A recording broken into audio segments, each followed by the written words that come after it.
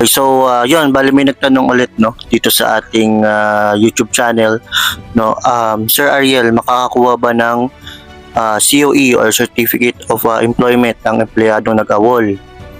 Magandang araw po sa inyong lahat. Ako po si Mr. Jason Ariel Andrade, isang HR Generalist Officer, isang Safety Officer, and also a former First Aider.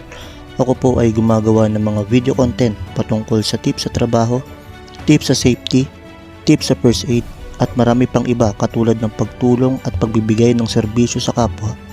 A leader, a friend, and a servant, a proud member of Alpha Phi Omega Fraternity. Samahan niyo po ako sa isang makabuluhang talakayan. Kung nais ninyo ng mga ganitong video content, huwag kalimutang i-like, i-share, i-subscribe, at i-click ang notification bell upang palagi kang updated sa ating mga videos. Tara at ating alamin